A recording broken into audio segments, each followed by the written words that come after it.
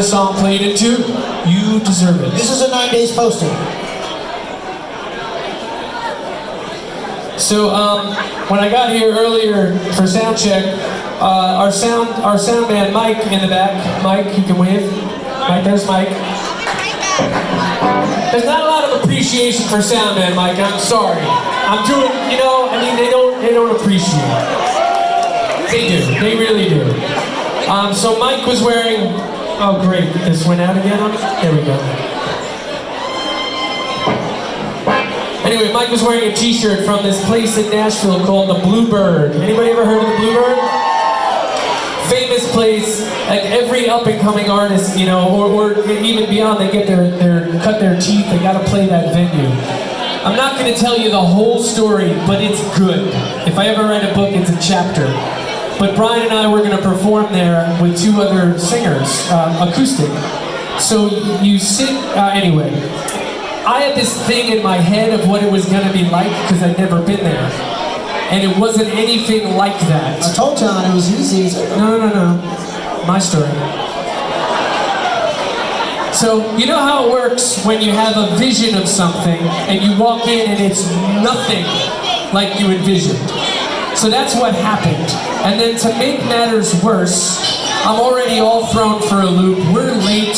I'm a little frazzled, and I'm like, oh my God, you mean we set up in the middle of the dining room like my elbow is hitting somebody's plate, and I'm gonna play? It's just weird. Okay, cool, I'm gonna do it. There's 4 guys, and Brian says, don't worry, you'll go last. Which means I've got 3 guys, at least 5 minutes per guy. I've got 15 minutes to get my head screwed on straight.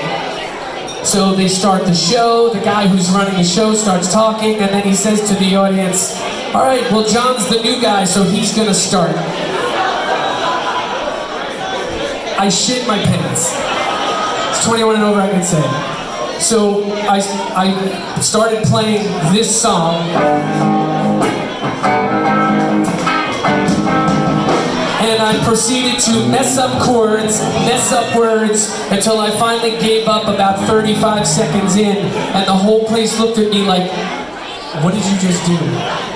But I owned the moment, and I said, I'm stinking really bad right now, somebody else go. Anyway, it turned out awesome, but in that moment, I was an utter failure at 40-something. Having done it, I thought all. Yeah, so it happens. You got that to look forward to. But sitting across from him, it was awesome. What happened? I said I was sitting across from him. Yeah. I was trying to follow him, like, okay, I've played this before.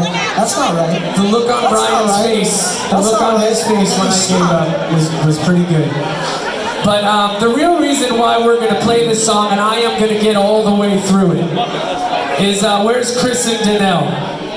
Where are they? They're right there. So Chris and Danelle got married over the summer, and Chris got in touch with me and said, hey, I want to use this song for my wedding.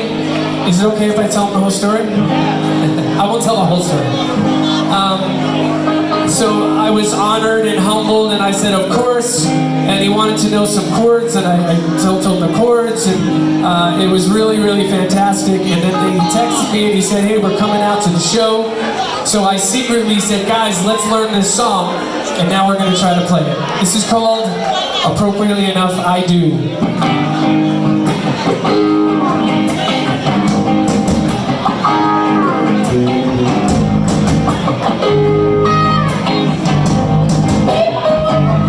You got a smile that makes my knees weak. You give me an ache to feel down deep. When we got a routine or habit, well, I still got to have it. Told me to ride around in limousines, or be a star to build my big dreams. But someday we'll up and grab you. The constellations can't have you. We don't always get what we want, but you give me a